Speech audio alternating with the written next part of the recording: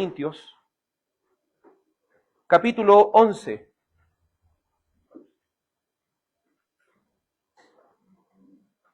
Primera de Corintios, capítulo 11.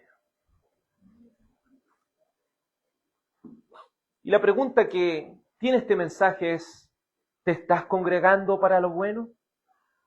Una vez más, ¿te estás congregando para lo bueno? Primera de Corintios, capítulo 11,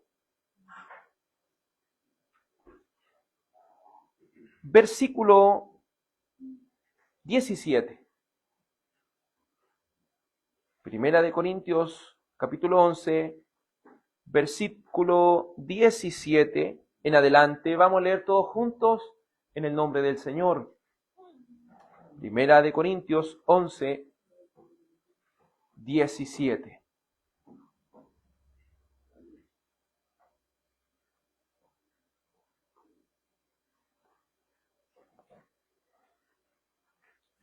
Búsquelo con tranquilidad para que podamos leer todos juntos con la ayuda del Señor.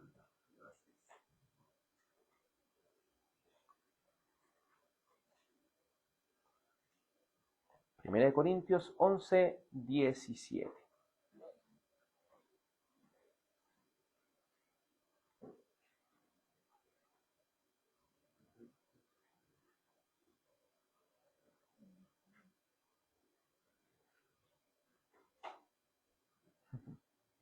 Amén. Vamos a leer todos juntos con la ayuda del Señor. Primera de Corintios 11, 17. Leamos. Pero al darles estas instrucciones, no los alabo, porque no se congregan para lo bueno, sino para lo malo. Pues, en primer lugar, oigo que cuando se reúnen como iglesia, hay divisiones entre ustedes. Y en parte lo creo, porque es necesario que entre ustedes haya bandos, a fin de que se manifiesten entre ustedes los que son aprobados. Por tanto, cuando se reúnen, esto ya no es comer la cena del Señor, porque al comer, cada uno toma primero su propia cena, y uno pasa hambre y otro se embriaga. ¿Qué? ¿No tienen casas para comer y beber?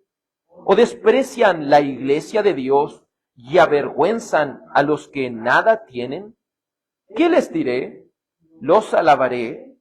En esto no los alabaré, porque yo recibí del Señor lo mismo que les he enseñado, que el Señor Jesús, la noche en que fue entregado, tomó pan y después de dar gracias, lo partió y dijo, esto es mi cuerpo que es para ustedes. Hagan esto en memoria de mí. De la misma manera, tomó también la copa después de haber cenado, diciendo, esta copa es el nuevo pacto en mi sangre. Hagan esto cuantas veces la beban en memoria de mí. Porque todas las veces que coman este pan y beban esta copa, proclaman la muerte del Señor hasta que Él venga. De manera que el que coma el pan o beba la copa del Señor indignamente, será culpable del cuerpo y de la sangre del Señor. Por tanto, examínese cada uno a sí mismo, y entonces coma del pan y beba de la copa. Porque el que come y bebe sin discernir correctamente el cuerpo del Señor, come y bebe juicio para sí. Por esta razón hay muchos débiles y enfermos entre ustedes, y muchos duermen. Pero si nos juzgamos a nosotros mismos, no seríamos juzgados. Pero cuando somos juzgados, el Señor nos disciplina, para que no seamos condenados con el mundo. Así que, hermanos míos, cuando se reúnan para comer, espérense unos a otros. Si alguien tiene hambre, coma en su casa, para que no se reúnan para juicio. Los demás asuntos los arreglaré cuando vaya. Amén. Oremos. Amado Padre Celestial, delante de tu presencia vamos, Señor, reconociendo nuestra humana debilidad, reconociendo que solo a través de tu Santo Espíritu, Señor, puedo predicar tu palabra para que cada uno de nosotros sea alimentado por ella, para que cada uno de nosotros sea redarguido, para que cada uno de nosotros también sea alentado por tu santa palabra. Oh Señor bendito y Salvador de nuestras almas, te ruego que tu palabra corra y sea glorificada en esta tarde y sea prosperada para aquello que usted la ha enviado. Gracias Señor por esta bendición de reunirnos junto a nuestros hermanos. Permita que la palabra sea de provecho. Señor, ayúdenos Señor con el cansancio, con el sueño, con la distracción. Ayúdenos Señor a estar atentos a tu santa palabra que convierte el alma. Te ruego, Padre Celestial, que nos des entendimiento y sabiduría. En el nombre de tu amado Hijo Jesús. Amén. Bueno, amados hermanos, estamos, como ustedes bien lo saben, estudiando lo que es la primera de Corintios en el capítulo 11. Ya hemos visto que el deber de cada uno de nosotros es imitar a Cristo. Porque el apóstol Pablo imitaba ¿a quién? Al Señor. Por eso él decía con toda propiedad, imítenme a mí como yo imito a Cristo. Y él no era una frase bonita que solo decía. Él lo demostraba con sus hechos. Luego hemos visto cómo dentro de la creación, dentro del diseño de Dios, Dios ha establecido roles para el hombre y ha establecido roles para la mujer. En el mundo de hoy vemos cómo estos roles se están intercambiando, cómo estos roles de alguna forma se quieren mover del diseño de Dios y destruir los símbolos y destruir todas estas cosas que apuntan a esto, la realidad de las cosas que es muy dañino, no solo para nosotros, sino para el mundo entero.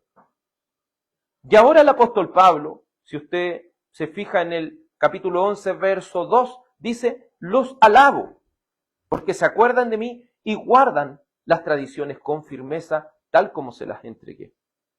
Pero luego, el apóstol Pablo no los alaba por lo que ellos están haciendo, sino que los reprende duramente. Por eso dice el verso 17, pero al darles estas instrucciones, no los alabo.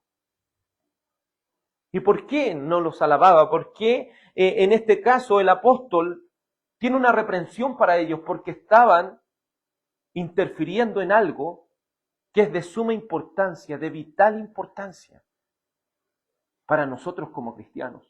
¿Cuántas ordenanzas dejó el Señor Jesucristo? 2. El bautismo y la cena del Señor.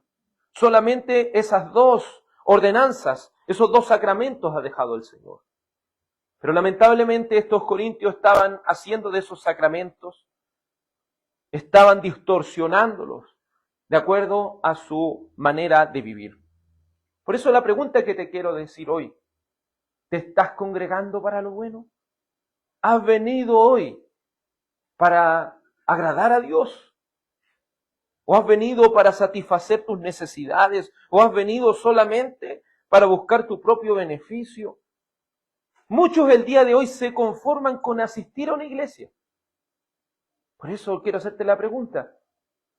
Si estás congregado hoy, seas joven, seas adulto, si estás congregado hoy, ¿te has congregado para lo bueno? Muchos se contentan con solamente llenar un banco, llenar una silla, pero ya hemos hecho la distinción entre la iglesia visible y la iglesia invisible. A la iglesia visible puede ir cualquier persona, ¿se fija? Incluso cualquier persona puede llevar una Biblia debajo del brazo y decir, yo soy cristiano. Cualquier persona podría pararse en un púlpito a hablar de la palabra de Dios. Pero lo importante no es si esta persona en apariencia hace las cosas. Lo importante es si esta persona en su vida, en su diario vivir, está reflejando que Dios verdaderamente lo ha cambiado. Por eso, no se conforme con venir solamente visiblemente a congregarse. Preocúpese de que sea un verdadero creyente nacido de nuevo. Porque ellos son los que pertenecen a la verdadera iglesia invisible. Hace varios años tuve la oportunidad de leer este capítulo y de verdad que me impactó mucho. Porque les dice con estas palabras, miren, no sé si a usted le produce el mismo impacto, dice, verso 17, pero al darles estas instrucciones no los alabo, porque no se congregan para lo bueno, sino para lo malo. Imagínense gastar nuestro tiempo, gastar muchas cosas, quizás podríamos estar haciendo diferentes cosas aquí en nuestro hogar, hay quehaceres, quizás estamos cansados, hay muchas cosas. Pero si apartamos nuestro tiempo, yo no creo que apartemos nuestro tiempo para burlarnos de Dios. Yo no creo que apartemos nuestro tiempo para, de alguna forma, llenar un asiento, llenar un lugar. Nadie ha llegado aquí porque está aburrido en su casa. Si ha llegado aquí, creo que es con el propósito de congregarse para lo bueno, de congregarse para la gloria de Dios y no para su propia gloria. Por eso cuando tuve la posibilidad de ser confrontado con este texto, dice, pero no se congregan para lo bueno, sino para lo malo. Eso quiere decir que solamente existen dos posibilidades por las cuales usted y yo estamos aquí. O estamos reunidos para lo bueno, o estamos reunidos para lo malo.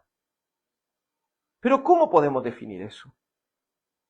No debemos olvidar, hermanos, jóvenes que están aquí, al Dios que nosotros servimos. Es un Dios santo.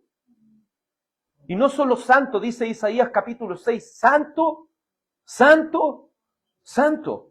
¿Qué significa eso? Que Dios es santo, significa que Dios está por encima de nosotros.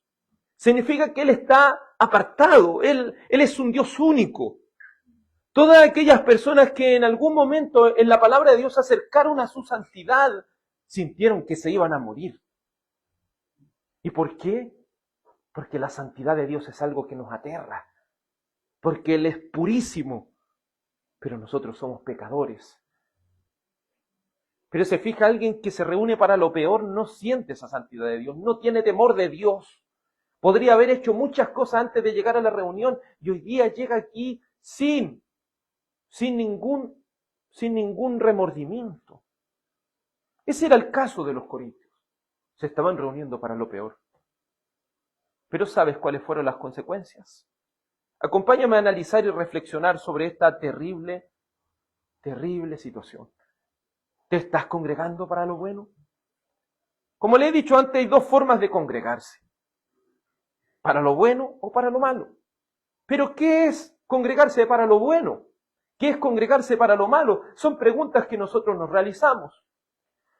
Cuando analizamos el antiguo pacto, es decir, el Antiguo Testamento, nos damos cuenta que había un pueblo llamado el pueblo de Israel, el cual servía a Dios, el cual se congregaba. Cuando usted va al libro de Éxodo, ve que el Señor saca a este pueblo con grandes maravillas de Egipto.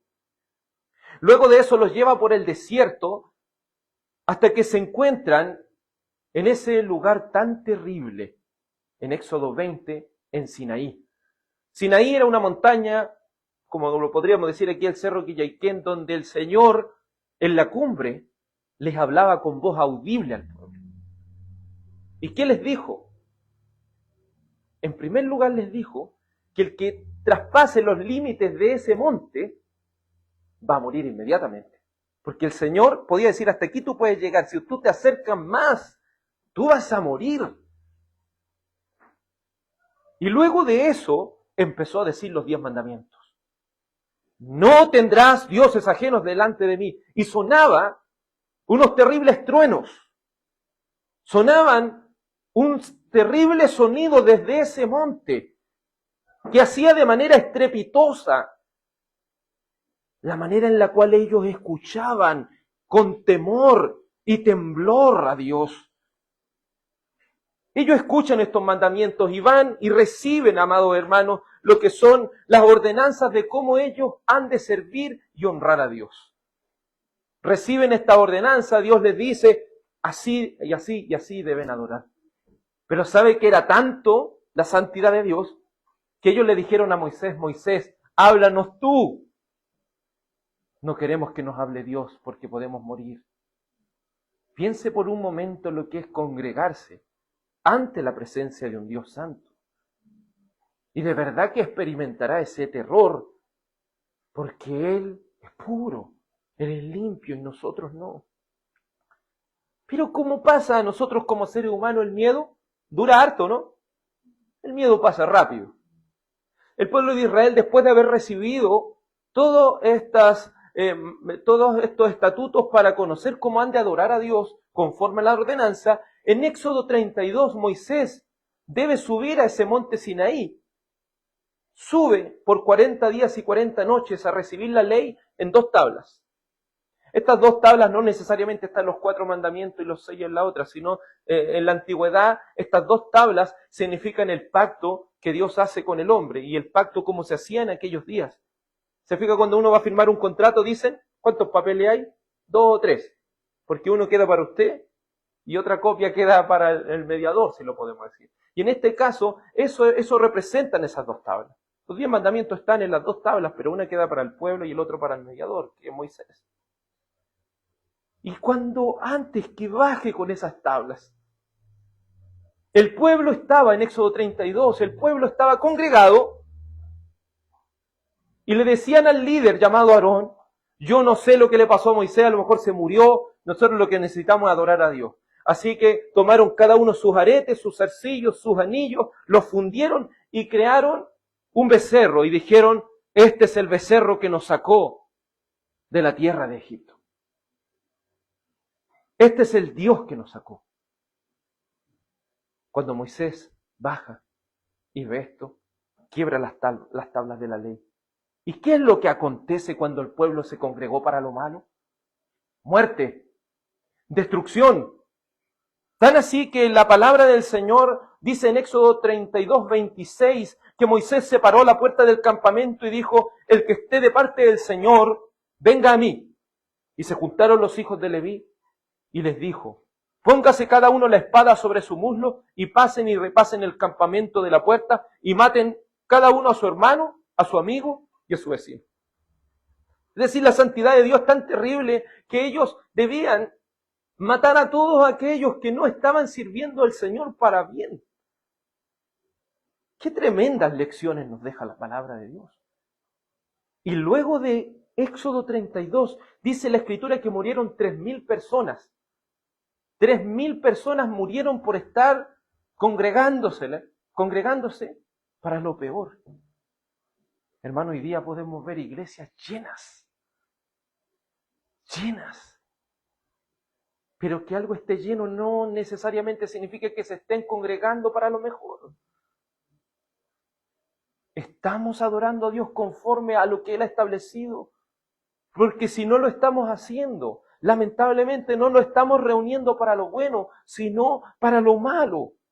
Otro ejemplo nosotros tenemos en el libro de Levítico. Cuando usted ve el libro de Levítico, se va a dar cuenta que este libro está hecho para que el pueblo sepa cómo ha de adorar a Dios.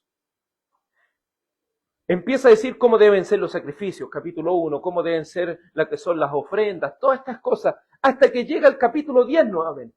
¿Y qué pasa en el capítulo 10? 2 sacerdotes, dos hijos del sumo sacerdote Aarón, entran con su incensario a adorar a Dios al templo y entran con un incienso que Dios jamás les pidió. ¿Y qué les pasó? Inmediatamente vino fuego de parte del Señor y los quemó inmediatamente. Es decir, nuevamente el Señor les dijo cómo habían de adorar. Ellos quebrantan esa forma de cómo han de adorar a Dios y eso resulta nuevamente, como en Éxodo 32, la muerte. Pero aquí se dice algo importante que si usted lo ve en su Biblia, en Levítico capítulo 10, verso 3, Moisés le dice a Aarón, esto es lo que el Señor dijo cuando maté a tus hijos. Mire, porque eso es lo que pasó. Murieron los hijos de Aarón, murieron los hijos de un siervo de Dios. ¿Por qué murieron? Porque quisieron adorar a Dios como ellos querían, como ellos pensaban que eran. Murieron. Y les dijo, esto es lo que dijo el Señor. Como santo seré tratado por los que se acercan a mí, y en presencia de todo el pueblo seré honrado. Si usted lo ve, está estructurado en una poesía. ¿Por qué poesía? Las poesías se cantan. Las poesías son para repetirlas. ¿Y qué debía repetirse? ¿Qué debía quedar en la reflexión del pueblo? Que todos debían reconocer que Dios es santo y a Dios se le trata como a un Dios santo. Si usted se fija, los que hacen estatuas para adorarlas, ellos hacen todo lo que hacen y después ellos se van y dejan esa estatua encerrada en un lugar. Pero el creyente puede reunirse aquí un día, puede reunirse en una plaza, puede reunirse más allá, porque el Dios al cual sirve, ¿dónde está? En todo lugar. Incluso podemos estar en nuestro trabajo. ¿Y qué estamos haciendo ahí? Adorando a Dios. ¿Por qué? Usted puede decir, pero yo estoy desempeñando mi trabajo. Pero tengo que adorar a Dios ahí porque tengo la responsabilidad de ser ejemplo. Y si está en el colegio, si está en la universidad, donde quiera que esté, debe estar glorificando a Dios, siendo responsable, no contestándole a los profesores y todas estas cosas. Porque nuestra vida es una vida de adoración a un Dios santo. Entonces Dios es claro, dice, yo tengo que ser tratado como santo delante de ustedes. Pero si ustedes como congregación no quieren congregarse para lo mejor, ¿qué va a tener que venir? El castigo, la ira de Dios. Dios ha recalcado el estándar que deben tener estos verdaderos adoradores. Y si los adoradores no siguen estas demandas que Dios ha hecho, no se están reuniendo para lo bueno, sino que se están reuniendo para lo malo.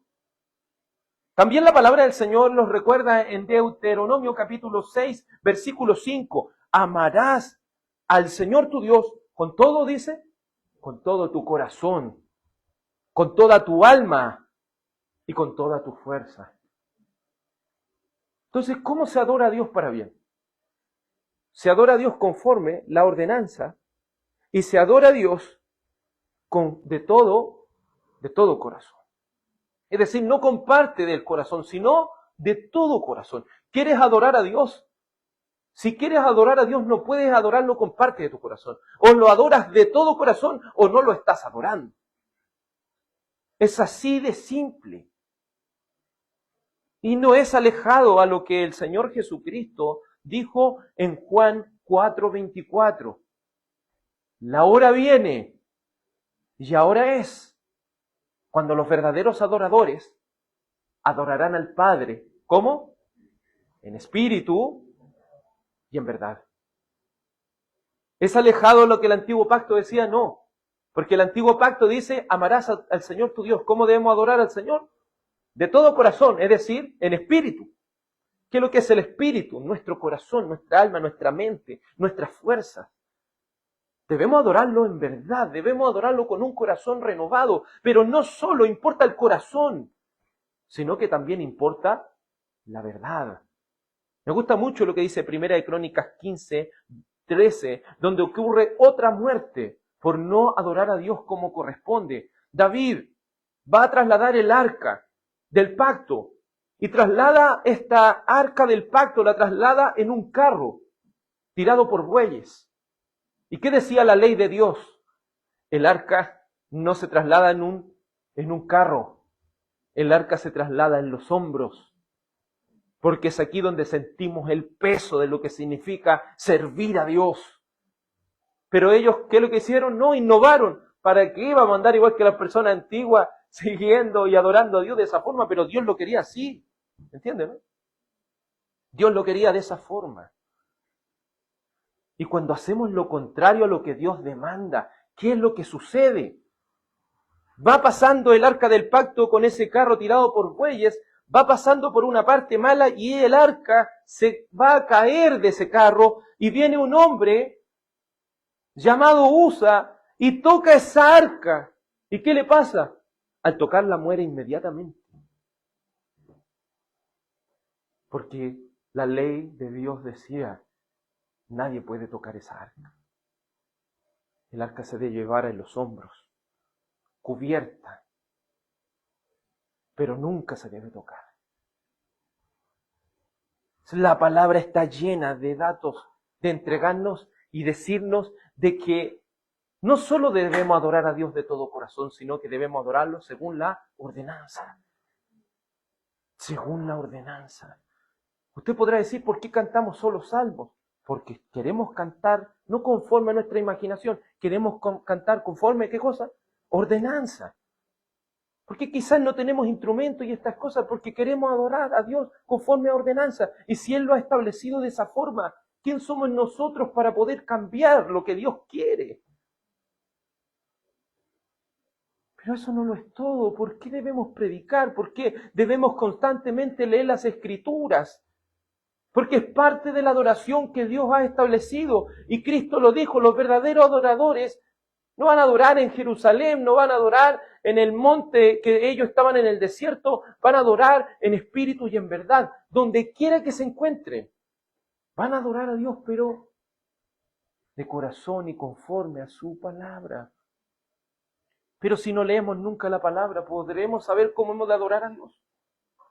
Tristemente ahora el púlpito no se utiliza para predicar la palabra, se utiliza para hablar de experiencias, se utiliza para hablar de sueños, se utiliza para hablar un montón de cosas que nos hacen alejarnos de reunirnos para lo mejor. Un día el hermano Claudio repitió algo muy importante. Un predicador dijo una vez, el día domingo es el día en el cual más se ofende a Dios. Y uno puede decir, ¿pero cómo? Es el día que más se ofende a Dios, porque hay muchas personas reunidas en el nombre de Dios, pero que no le están adorando conforme a ordenanza, que no le están adorando de corazón, que no le están adorando conforme a lo que Él ha establecido. Por eso, hermano, te pregunto hoy, ¿cómo estás adorando a Dios hoy? ¿Estás adorando al Dios Santo? ¿Cómo llevamos esto a la práctica? Porque eso es lo que nosotros necesitamos saber. ¿Cómo llevamos esta adoración a la práctica, a la praxis? Porque podríamos tener todo el conocimiento de cómo hemos de hacer las cosas. Y sé que muchos cristianos bien intencionados tienen el conocimiento. Pero una cosa es tener el conocimiento y otra cosa es aplicarlo. ¿Cómo aplicamos esto a la adoración? ¿Esto qué tiene que ver con la adoración? La verdad tiene mucho que ver, ya que la adoración en espíritu y en verdad se caracteriza por una cosa, por la unidad. No es decir, no, yo voy a adorar al Señor de todo corazón y voy a ponerme un gorro ranchero y voy a cantarle una canción ranchera al Señor. ¿Tiene buenas intenciones? Tiene muy buenas intenciones, pero Dios pidió una canción ranchera. ¿Me entiende, no? Porque ahí que lo que faltó la verdad, faltó la palabra. Otra persona podría estar cantando un salmo, por ejemplo, pero estar pensando en otra cosa. Podría estar escuchando una palabra de Dios fiel, pero estar no prestando atención a la palabra de Dios. ¿Y de qué serviría si no lo está sirviendo al Señor de todo corazón? No sirve de nada. Es decir, necesitamos la unidad tanto de lo uno como de lo otro. Debemos entender también que aquellos que han nacido de nuevo, es decir, aquellos que tienen ese deseo, ese anhelo de amar al Señor de todo su corazón, aquellos que quieren servir al Señor conforme a lo que está escrito en la palabra de Dios, se caracterizan por una cosa, de que ellos han sido adoptados a una nueva familia. Y esa familia es la familia de Dios. Es la familia de Dios. Me gusta mucho lo que dice Efesios 2:13. Y por favor, búsquelo si puede ahí. Efesios capítulo 2, verso 13 al 19. Efesios 2, 13 al 19 dice, pero ahora en Cristo Jesús, ustedes que en otro tiempo estaban lejos, han sido acercados por la sangre de Cristo. Porque Él mismo es nuestra paz, y de ambos pueblos hizo uno, derribando la pared intermedia de separación, poniendo fin a la enemistad en su carne, la ley de los mandamientos expresados en ordenanzas, para crear en Él mismo de los dos un nuevo hombre, estableciendo así la paz, y para reconciliar con Dios a los dos en un cuerpo por medio de la cruz, habiendo dado muerte en ella a la enemistad. Y vino y anunció paz a ustedes que estaban lejos y paz a los que están cerca.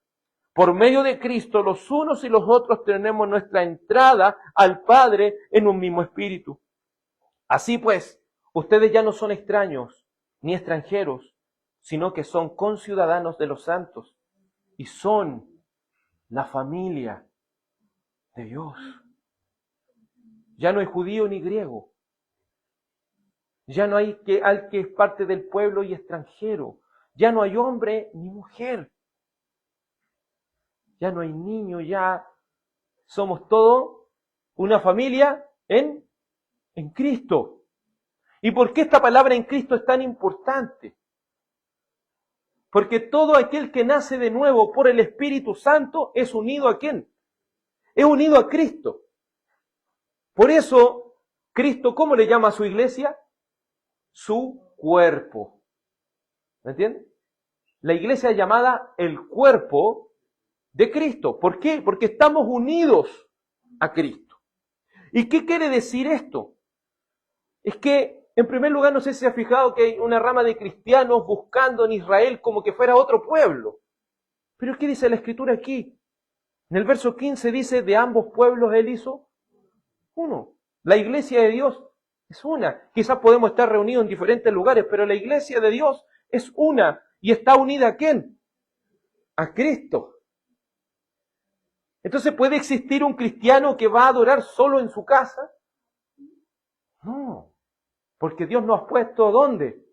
Nos ha puesto en un cuerpo de creyentes, nacidos de nuevo. Porque no es que la salvación, como dicen, no, es que la salvación es individual. No, el Señor murió por su iglesia. Y necesitamos de ese cuerpo de creyentes, ¿para qué? Para crecer juntos, para avanzar juntos, para trabajar juntos. ¿Por qué la figura de un cuerpo es tan importante? Y el apóstol Pablo más adelante lo va a explicar. Porque un cuerpo está compuesto por muchas partes. Y piense que cada uno de ustedes es una parte del cuerpo. ¿Y qué pasa cuando una pierna no funciona? ¿Qué pasa? Esta pierna tiene que llevarse todo el peso. ¿Y qué pasa cuando un brazo ya no funciona? El otro brazo tiene que esforzarse el doble. Por eso es importante que cada uno de nosotros entendamos esta unidad que hay en el cuerpo de Cristo. Y esta unidad que hace a cada miembro una persona importante. Alguien que juega un rol dentro del cuerpo. Y si ese rol no está en funcionamiento, tristemente, hermano, llevará ese esfuerzo a otro lado. Entonces, ¿cómo unimos esto de que estamos unidos a Cristo en un cuerpo? Y lo otro, que los verdaderos adoradores, nótese, plural, no singular, el adorador, no, los verdaderos adoradores adorarán al Padre en espíritu y en verdad. Es decir, deben adorar en unidad. La unidad en Cristo por el Espíritu Santo es esencial y vital. Si la iglesia se redujera solamente a estar escuchando por internet una reunión, eso no serviría de nada. ¿Entienden? Porque el compañerismo cristiano es lo que nos edifica. El compañerismo cristiano es lo que a nosotros nos va haciendo crecer, es lo que a nosotros nos va a llevar a entender cómo hemos de adorar a Dios colectivamente, en espíritu y en verdad. Es vital entender que la naturaleza de los redimidos. Por eso les digo esto, que aquellos que han nacido de nuevo, ¿qué es lo que desean? Desean estar con sus hermanos. Desean congregarse. Desean esto, hermano, porque esa es la naturaleza. Así como un pez, ¿dónde le gusta andar? En el agua. Así los creyentes les gusta estar en compañía de cristianos, de creyentes. Porque es la naturaleza de los redimidos, de los que se congregan para bien. Por eso te estás congregando para bien. Lo primero que debes entender que hemos de adorar, ¿cómo? En espíritu, de todo corazón. Segundo lugar, hemos de adorar en verdad. Y en tercer lugar, hemos de adorar en unidad.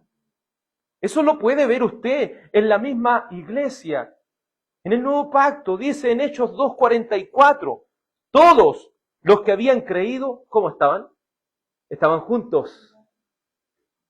Mire, escuche, Hechos 2:44, todos los que habían creído estaban juntos y tenían todas las cosas en común. Vendían sus propiedades y bienes, y dice, y los compartían con todos. según la necesidad de cada uno. Día tras día continuaban, ¿cómo? Juntos. Continuaban unánimes en el templo y partiendo el pan en los hogares. Comían juntos, con alegría y sencillez de corazón, alabando a Dios y hallando el favor con todo el pueblo. Y el Señor añadía cada día el número de ellos, los que iban a ser salvos. ¿Cuál es la palabra que más se repite? Juntos. Por eso no es solo adorar a Dios en espíritu y en verdad. El que adora en espíritu y en verdad lo hace en comunión, lo hace en la compañía de los creyentes. Por eso dice, todos los que habían creído estaban juntos. ¿La fe es importante? La fe es esencial. Porque si he creído, he nacido de nuevo, tengo esa predisposición a estar juntos. Nótese que la palabra que más se repite es junto. Aquello nos habla explícitamente de manera práctica lo que hemos dicho antes. Los creyentes están unidos a Cristo por el Espíritu. Y es allí donde los verdaderos adoradores adoran al Padre en espíritu y en verdad. Por eso quiero que te hagas estas preguntas. ¿Deseas pasar tiempo con tu hermano en la fe? Y no solo lo digo la iglesia. No sé si tiene un tiempecito en la semana, invitar a algún hermano, compartir juntos. ¿Deseas pasar tiempo con tu hermano en la fe? Y esto tiene que ver con congregarse el día del Señor. Dice, ¿deseas adorar junto a ellos en la comunión? ¿Deseas ser partícipe de su sufrimiento y su alegría? Es que eso es otra cosa. Una cosa es decir, no, si aquí todos los hermanos estamos en comunión. Pero estar en comunión no solo significa estar el día domingo preocupado el uno por el otro. Hermanos, necesitamos saber las luchas que tiene cada uno. Necesitamos orar los unos por los otros. También necesitamos gozarnos, alegrarnos juntos. Quizás en lo poquito, teniendo un pedacito de pan juntos, compartiendo. ¿Me entiendes? Necesitamos eso porque para estar juntos, y eso usted se ha dado cuenta cuando vamos a hacer la mezcla del cemento, la gravilla, la arena. ¿Qué hace? El agua. Tiene que mezclar las cosas y para que esas se mezclen usted no las tira y se mezclan. Si lo va a hacerlo con una pala, va a tener que trabajar para eso. Entonces, hermano, el sentido de saber si nos estamos congregando para bien es crear esa oportunidad. Es crear esa oportunidad para que podamos unirnos más en el Señor. Por eso quiero que hoy te examines a ti mismo. Si estás en la fe. Evalúa hoy tu corazón. Evalúa hoy tu corazón. Si estás unido a Cristo por el Espíritu Santo, indudablemente estás unido ¿a quién? A tus hermanos. Si necesita alguien que te escuche, ¿por qué hablarle al mundo? ¿Por qué no lo compartimos mejor con nuestros hermanos? Ellos tendrán un buen consejo. Ellos nos ayudarán a orar. Oh hermano, si te estás alejando de los creyentes, reconoce tu pecado delante del Señor. Ruega hallar el perdón por medio del Hijo de Dios, porque el no procurar esta unidad es pecado delante del Señor. Y si no has nacido de nuevo, si no deseas estar en la comunión de los creyentes, si no deseas estar aquí juntos, ni abrir tu corazón, ruégale a Dios que te haga partícipe de la bendición de tener hermanos que velen por tu alma. Porque eso es una bendición, hermano. Tener hermanos que velen por ti, que estén ahí cuando tú lo necesites. Quizá a veces no con grandes cosas, pero un apoyo es importante. Porque sabemos cómo el mundo está hoy en día. El mundo de hoy está individualista. No dice, no, yo veo por mí nomás. ¿Te fijas? No, yo veo por mi familia, veo por mí, no me importan los demás. El creyente no es así. Porque el que está unido y tiene su hermano en la fe, va a abrir su corazón y le va a prestar esa ayuda que necesita. O se va a gozar alegremente de su logro. Por eso es importante entender y preguntarse, ¿entienden la gravedad del asunto? ¿Entienden acaso la gravedad del asunto? ¿Saben cuál es la gravedad? que si no experimentamos ese deseo de pasar tiempo con los creyentes, si no deseamos congregarnos, si no deseamos estar juntos adorando al Señor, ¿sabe lo que está queriendo decir eso? Es que si no estamos unidos a Cristo, no hemos sido redimidos. Y si no hemos sido redimidos, no hemos sido salvados. Y si no hemos sido salvados, ¿a dónde vamos a ir? Al infierno. ¿Se fija cómo es la progresión lógica? Por eso, ¿está entendiendo la gravedad del asunto?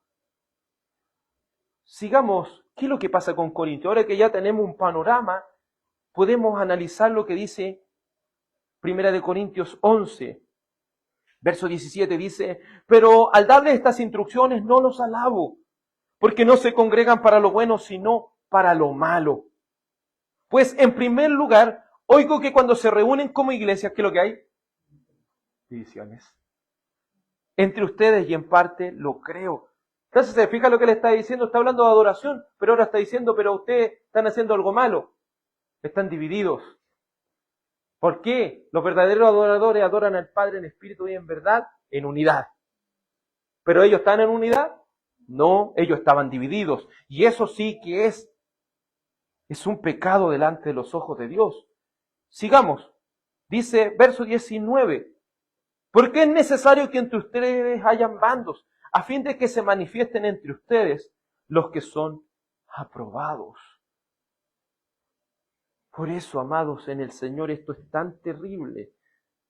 Es que cuando vienen las divisiones muchas veces va a empezar a manifestar quiénes son los verdaderos creyentes y quiénes no. Porque a los verdaderos creyentes no les interesan las cosas del Señor. Si es así, los que no han nacido de nuevo no les importan las cosas de Dios. Por eso debemos orar, amados hermanos. Porque esto no es solamente el poder del convencimiento, esto no es poder del convencimiento. Esto es que el Espíritu Santo venga un día aquí y me haga experimentar esa necesidad. Así como un bebé cuando sale de su madre, ¿qué es lo primero que desea estar? ¿Qué es lo primero que desea hacer? ¿Cierto? Si lo despegan de su madre y lo limpian, ¿cómo está ese bebé? Llorando. Pero cuando después, ¿cierto?, le pasan a esta madre ese bebé y se lo colocan aquí, ¿cómo queda el bebé? Tranquilo. Una vez un predicador dijo algo importante. Quien no tiene a Dios por su padre, quien no tiene, perdón, a la iglesia como su madre, no puede tener a Dios como su padre. ¿Entienden, no? Entonces por eso los verdaderos creyentes quieren estar con sus hermanos. Desean también alimentarse porque luego el bebé va a empezar a llorar y va a necesitar que lo alimenten.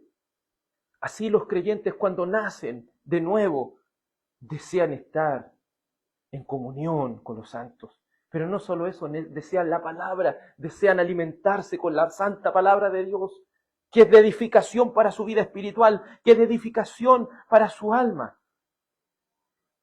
Pero esta división lo que estaba provocando que por un lado estuvieran los verdaderos creyentes que quieren estar juntos y por el otro lado los que quieren y procuran la desunión. La desunión es un pecado, pero la desunión muchas veces va a aclarar un poco más las cosas para que nos podamos definir en qué lugar estamos. Verso 20 dice así: por tanto, cuando se reúnen, esto ya no es comer la cena del Señor, porque al comer, cada uno toma primero su propia cena, y uno pasa hambre y otro se embriaga. ¿Qué? ¿No tienen casas para comer y beber? ¿O desprecian la iglesia de Dios y avergüenzan a los que no tienen? ¿Qué les diré? Los alabaré. En esto no los voy a alabar. En esto no los alabaré. Estamos hablando de congregarse para bien. Aquí hay un ejemplo muy práctico porque la ordenanza de la cena del Señor se hace en la comunión de los santos. Se hace en la comunión de los creyentes nacidos de nuevo. ¿Quiénes pueden tomar de la cena del Señor? Los creyentes nacidos de nuevo y que se encuentren en comunión. ¿Me entienden? Porque un creyente pudo haber nacido de nuevo. Y le preguntamos: ¿y dónde se está congregando? No en ningún lado. ¿Podríamos darle de la cena al Señor? No, porque Él no está en comunión. ¿Y qué es lo que se pide para la cena del Señor? Por eso este es el ejemplo práctico. La cena del Señor Se trata de ¿qué? De unidad en el cuerpo de Cristo. El pan, ¿qué representa el pan en la cena del Señor? ¿El cuerpo de quién? El cuerpo de Cristo. El vino, ¿qué representa? La sangre de Cristo. ¿Cuántos panes son? Un solo pan.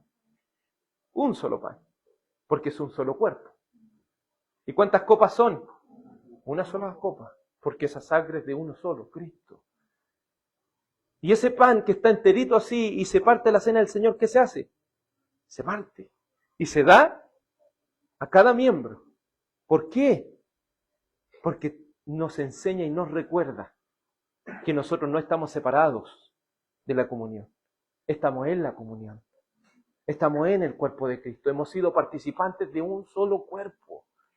Hemos sido participantes y después tomamos todos, no en vasos individuales, sino de una sola copa. ¿Por qué? Porque Cristo es uno. Y si usted dice que me da asco, hermano, ¿dónde está tu sentido de hermandad? Por el sentido de hermandad, por el sentido de... ¿Entiendes, no? Por eso es uno. Comimos de un mismo pan, tomamos de una misma copa, porque somos hermanos. Y participamos de un solo cuerpo, que es el cuerpo de Cristo. Pero ¿qué está pasando aquí? ¿Podríamos decir que ellos se están reuniendo para bien? No. Y aquí debemos entender el trasfondo. La iglesia antigua tenía la costumbre de cada vez que se celebraba la cena del Señor, se celebraba la cena del Señor, y luego de eso había un ágape. ¿Qué significa ágape? Que había una convivencia. Todos comían juntos. Y pasaba que aquí hay dos clases sociales, están los ricos y están los pobres. Los ricos traían muchas cosas para comer. Y después de la cena del Señor, que lo que refleja es la unidad, ellos venían, los más ricos se apuraban y empezaban a comerse todas las cosas. Y los pobres se demoraban un poco y cuando llegaban, ya no había nada. Entonces el apóstol Pablo le dice, pero ustedes lo que están haciendo, yo no los voy a alabar por eso. Porque ustedes están distorsionando la cena del Señor. Porque la cena del Señor dicen, estamos todos juntos. Pero cuando tenemos que compartir algo, no están demostrando eso. Ustedes no se están reuniendo para lo bueno, sino para lo malo. Es claro ver aquí que la iglesia estaba siendo despreciada. Porque somos un cuerpo, hermano. Seamos ricos, seamos pobres. Sea hombre, sea mujer. Tengamos buen trabajo, no tengamos buen trabajo. Somos todos hermanos. Y no podemos andarnos despreciando los unos a los otros. Debemos amarnos los unos a los otros. Debemos procurar esa unidad. Es claro ver que este proceder y esta práctica que se realizaba después de la cena del Señor estaba deshonrando la ordenanza de Cristo. Es triste ver eso, hermano, que muchas personas estén participando de la cena del Señor y después, hermano, si te he visto no me acuerdo. Si te veo en la calle no te saludo. Pero estábamos todos comiendo, todos hermanos. Y después si necesito ayuda, no, nadie está para ayudar a nadie.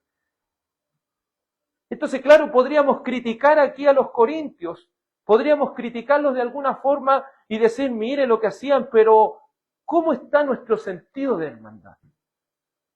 Y eso es lo que quiero preguntar. ¿Cómo está nuestro sentido de hermandad? ¿Cuándo fue la última vez, y ahora que es mucho más fácil, tiene un celular? ¿Cuándo fue la última vez que preguntó por su hermano? ¿Cuándo fue la última vez que se procuró y le dijo, hermano, te invito a mi casa? Compartamos juntos. Porque a veces nosotros queremos que todos nos inviten. Pero ¿cuándo invitamos nosotros? ¿Entiendes? No, es que no. Y hay tantas excusas que nosotros podemos hacer.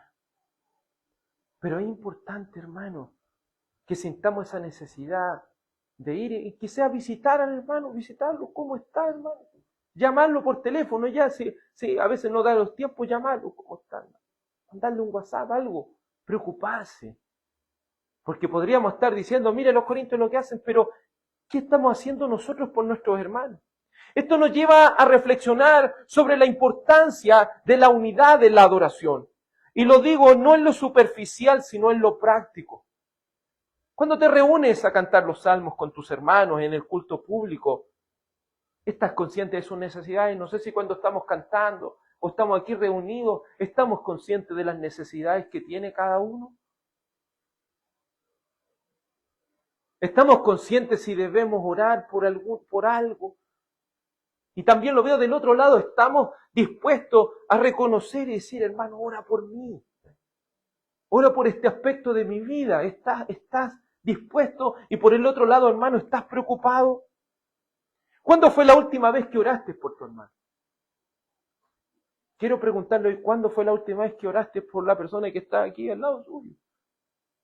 ¿Cuándo fue la última vez que, no le digo orar, Señor, te doy gracias por el hermano, que está bien, pero ¿cuándo fue la última vez que preguntamos verdaderamente lo que le pasa o qué cosa está pasando?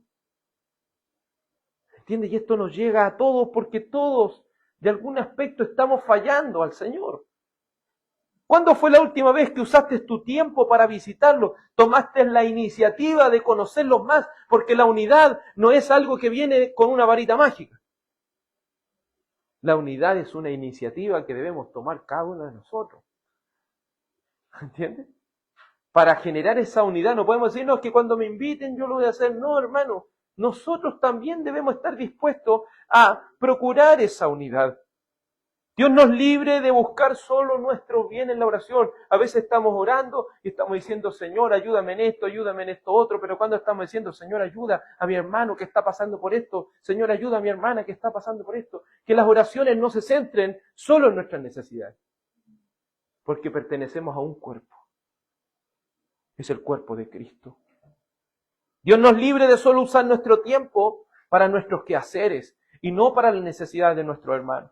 Dios nos libre de sentarnos en sillón de juez cuando a su vez no estamos haciendo nada para conocer sus realidades. Porque es fácil para nosotros sentarnos en un sillón como juez y empezar ahí, no, yo creo que esto, yo creo que esto otro, y mire lo que le está pasando y juzgar para allá, para acá. Pero cuando nosotros tomamos la iniciativa nosotros de ir y visitar, hermano, ¿cuándo puede ir a verte? Pero ¿qué es más fácil? Pelar. ¿Qué es más fácil? Decir falso testimonio. ¿Qué es más fácil? Hablar. Porque eso siempre va a ser fácil. Hablar, murmurar, inventar cosas que ni siquiera nosotros sabemos si es así o no. Pero ¿cuándo vamos a tomar esa iniciativa, hermano? Iniciativas que nos corresponden. Te hago un llamado. Abre las puertas de tu hogar a tus hermanos. O toma tú la iniciativa de visitarlos.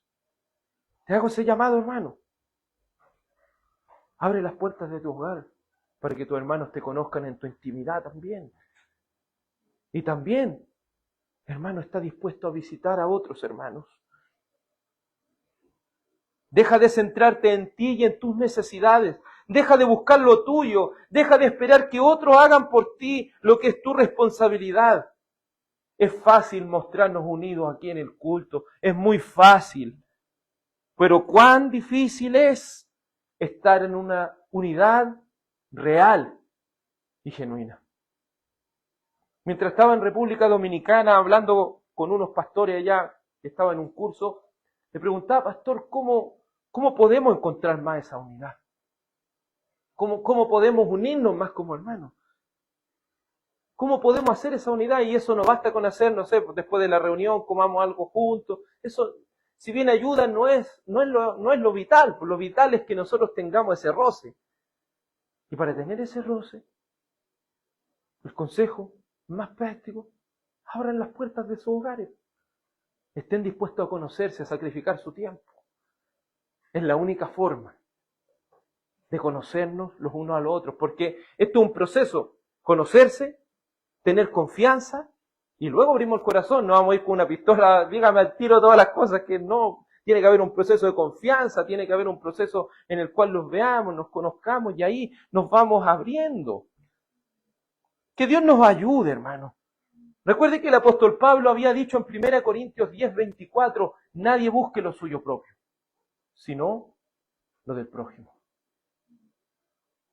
Nuevamente, nadie busque su propio bien, sino el bien del que está a su lado, del que está más cerca suyo.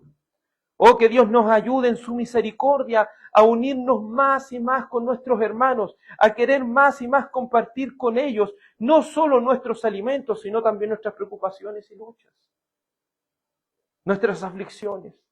Que Dios nos permita unirnos más y más en el amor del Señor, para que así, como todos en la cena del Señor comemos de un solo pan y bebemos de una sola copa, llevemos a cabo esa unidad en espíritu y en verdad, en amor a Dios y a nuestros hermanos. Es que una persona podría decir, no, es que yo amo tanto a Dios, es que yo amo mucho a Dios.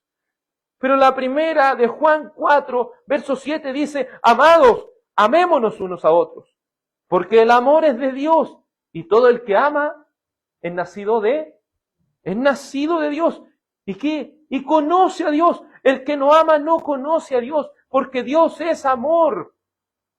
Y en esto se manifestó el amor de Dios en nosotros, en que Dios ha enviado a su Hijo unigénito al mundo para que vivamos por medio de Él. En esto consiste el amor, no en que nosotros le hayamos amado a Dios, sino en que Él nos amó a nosotros y envió a su Hijo como propiciación por nuestros pecados. Amados, si Dios nos amó, también nosotros debemos amarnos los unos a los otros. Amor, como usted puede ver aquí, es un sacrificio. Usted tiene hijos, saben lo importante que son sus hijos para usted, pero piense en alguien que ha entregado el único hijo que tiene para que le peguen, lo maltraten, entregarlo para salvar a pecadores. ¿Qué padre haría eso? Nadie, ¿cierto? Quizás para salvar a una persona buena, pero para salvar a una persona mala, como nosotros, pecadores, nadie lo haría. Entonces, no desmerezca lo que ha hecho el Padre, porque muchas veces nos centramos en el Hijo y en su decisión voluntaria de aceptar el venir y encarnarse. Pero ¿cuánto han pensado en el Padre Celestial? Tú que tienes la dicha de tener hijos, piensa eso. Reflexiona lo que el Padre tuvo que hacer, sacrificarse. ¿Y si Dios nos ha amado así? Es el estándar. ¿Qué has sacrificado para demostrar que ama a tu hermano? Quiero preguntarte eso. ¿Qué has sacrificado para demostrar que estás amando a tus hermanos? Porque si te quieres congregar para bien, debes tener unidad, verdadera unidad con tus hermanos. Te estás congregando para lo bueno, para lo que es agradable a Dios. Es la pregunta que quiero que reflexione. Y leamos todos juntos, por favor, Primera de Juan 4, 7 al 11. Primera de Juan, casi al último de la Biblia. Primera de Juan, capítulo 4.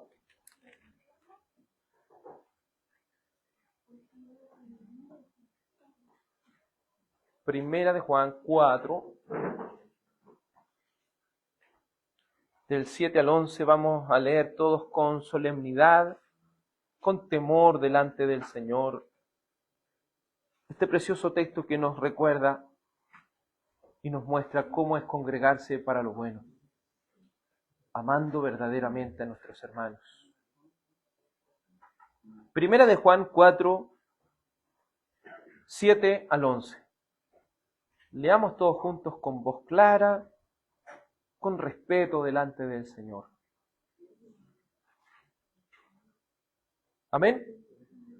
Primera de Juan 4, 7. Amados, amémonos unos a otros, porque el amor es de Dios, y todo el que ama es nacido de Dios y conoce a Dios. El que no ama no conoce a Dios, porque Dios es amor. En esto se manifestó el amor de Dios en nosotros, en que Dios ha enviado a su Hijo unigénito al mundo para que vivamos por medio de Él. En esto consiste el amor, no en que nosotros hayamos amado a Dios, sino en que Él nos amó a nosotros y envió a su Hijo como propiciación por nuestros pecados. Amados, si Dios así nos amó, también nosotros debemos amarnos unos a otros. Amén. Es importante entender que el amor de Dios, es tan precioso entender esto. Él cuando nos ama, no nos ama porque nosotros le amamos.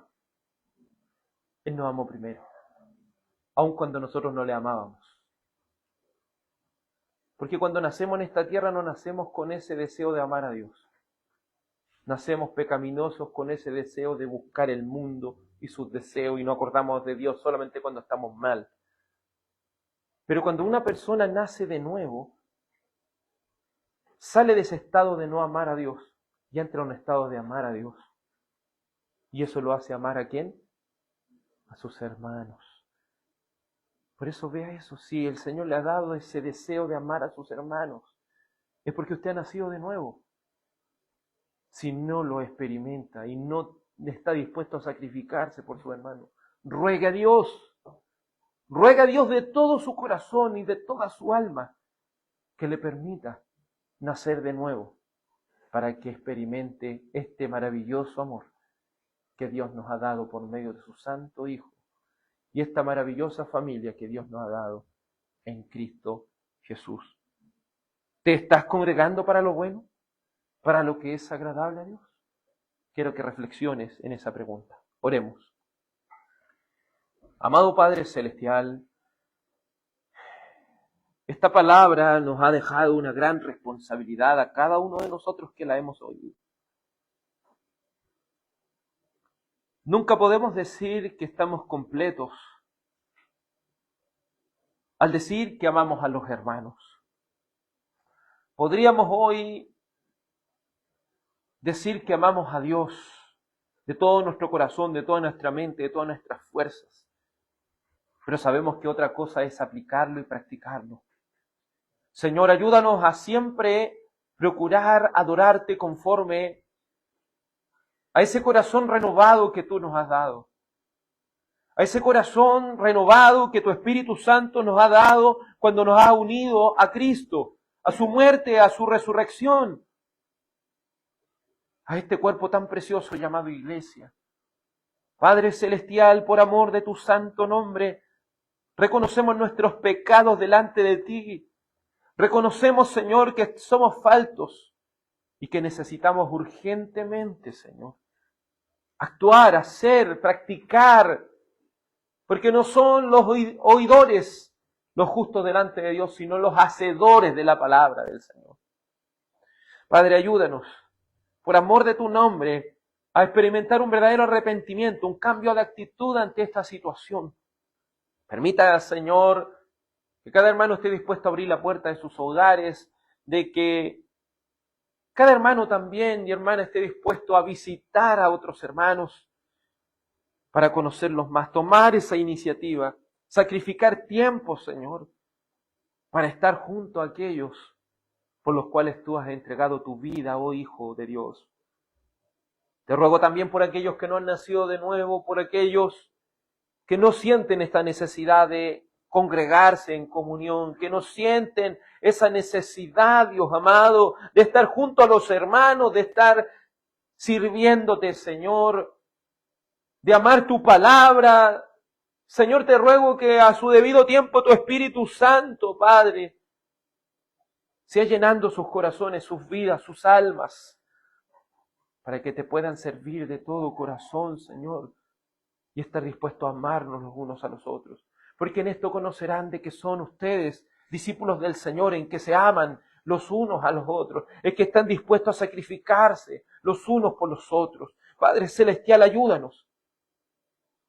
Porque lo que estaba pasando en Corinto, Señor, es terrible. No se estaban reuniendo para lo mejor, porque estaban ofendiendo a los hermanos. Señor, líbrenos de ofender a nuestros hermanos, Señor.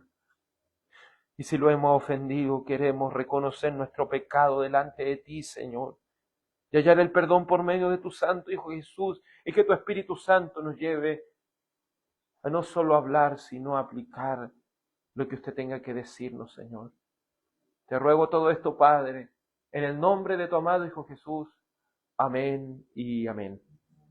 Vamos a cantar el Salmo 42, un salmo muy precioso que nos tiene mucho que mostrar acerca 42, Salmo 42, un salmo que tiene mucho que mostrarnos acerca de lo que es congregarse, de lo que es esta unidad que debemos tener el uno con el otro en Cristo.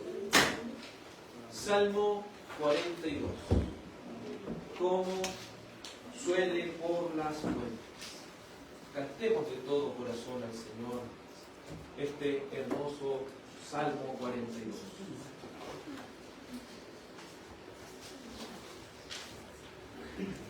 Salmo 42.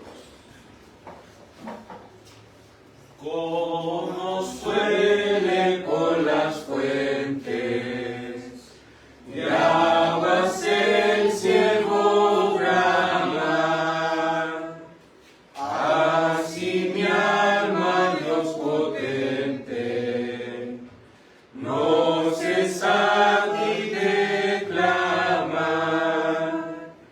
Mi alma tiene sed de Dios, al Dios vivo anhelo yo.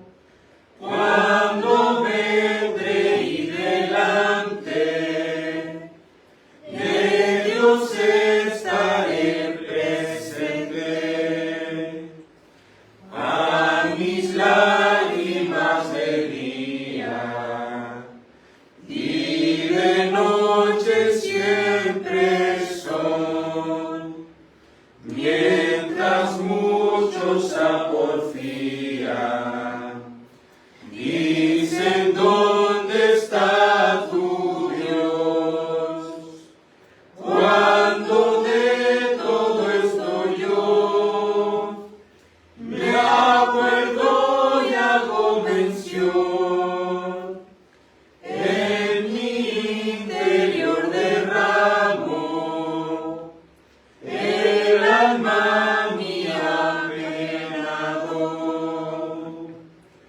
pues con multitud pasando hasta la casa de Dios, yo los iba así guiando con alegre y viva voz, sí, con alegre canción de loanza de loor, del enorme alborozo, del gentío el festejo.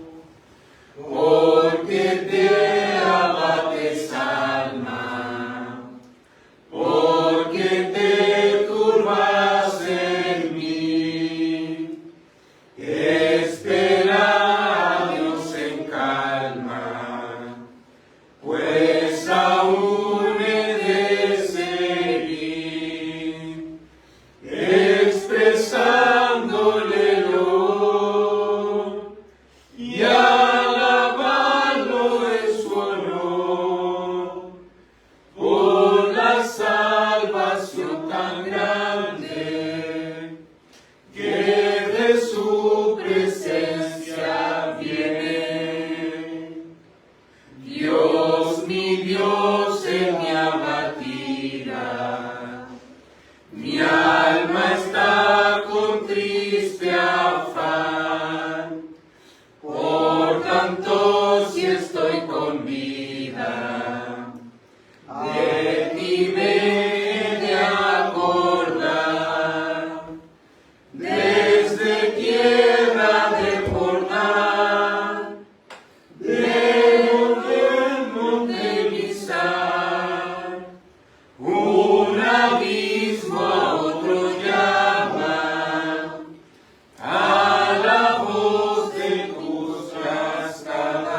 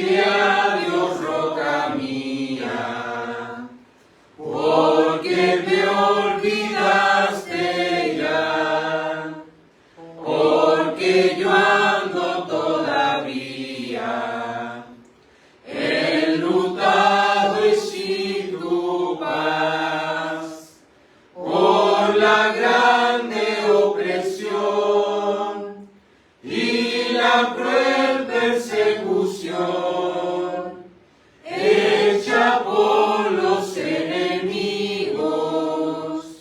de mi alma adversarios, como quien hiere mis huesos, mis enemigos me están afrentándome y ellos escarneciéndome van al decirme sin cesar con su burla de maldad cada día estos impíos. ¿Dónde está el Dios tuyo? Porque te abates, alma, porque te turbas en mí. Espera a Dios en calma, pues aún he de seguir expresándole el honor y alabarlo en su honor, salvación de mi persona y mi Dios, Dios de mi vida. Amén. Gracias le damos al Señor por este hermoso salmo, por ese deseo que tiene este hombre y el deseo que debe tener todos aquellos que están en el cuerpo de Cristo, de estar en la casa de Dios, aunque eso signifique una lucha, aunque eso signifique que está lleno de dificultades y lleno de cosas. Sabemos que estar en la casa de Dios es de vital importancia para nuestra vida. Por favor, hermanos, inclinen sus rostros para recibir la bendición del Señor. Iglesia del Señor, que el Señor te bendiga y te guarde, y tenga de ti misericordia. Que el Señor haga resplandecer su rostro sobre ti, y el Señor alce sobre ti su rostro y te dé paz. En el nombre del Padre, y del Hijo, y del Espíritu Santo. Amén. Que el Señor nuestro Dios les bendiga, amados hermanos, que tengan un gran día del Señor.